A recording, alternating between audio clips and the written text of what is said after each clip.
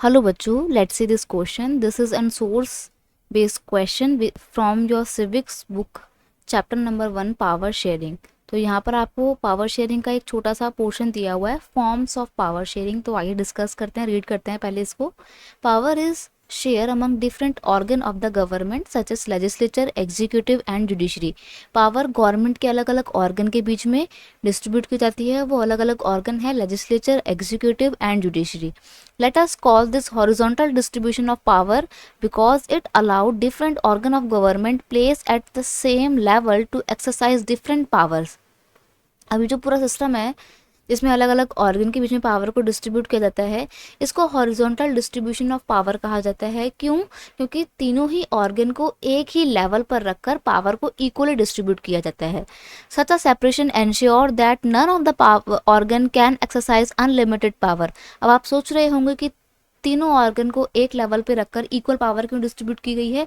ऐसा इसलिए किया गया है ताकि कोई सा भी एक ऑर्गन अपनी पावर को गलत तरीके से मिसयूज ना कर सके. Each organ check the others. और ये पावर ऐसे बांटी गई है कि अगर कोई भी एक ऑर्गन अपनी पावर को गलत तरीके से यूज करने की कोशिश करता है तो दूसरा ऑर्गन उसे रोक देता है. This results in balance of power among various institution. तो जो पूरा सिस्टम बनाया गया पावर शेयरिंग का, ये एक बैलेंस सिस्टम है. In a democracy, even though ministers and government officials exercise power, they are responsible to the parliament of state assemblies. अब इंडिया में अगर हम बात करें, not only in India but all the democratic countries like India, ministers और government officers के पास में बहुत सी पावर होती है, लेकिन वो पावर को यूज़ करने से पहले वो रिस्पॉन्सिबल होते हैं पार्लियामेंट और स्टेट असेंबलीज के प्रति.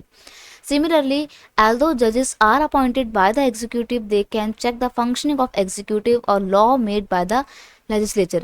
अब देखिए, जो जज होते हैं, सुप्रीम कोर्ट के, हाई कोर्ट के जज होते हैं, उनको भले ही एग्जीक्यूटिव अपॉइंट करता है, चुनकर भेजता है, लेकिन फिर भी वो जजेस आगे जाके एग्जीक्यूटिव की पावर को रोक सकते हैं अगर एग्जीक्यूटिव गलत तरीके से पावर का मिसयूज करती है.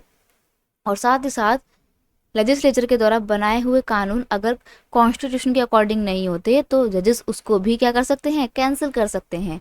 तो इस तरीके से जो पूरा अरेंजमेंट है, सिस्टम है पावर शेयरिंग का, this arrangement is called the system of check and balance. क्यों चेक एंड बैलेंस है?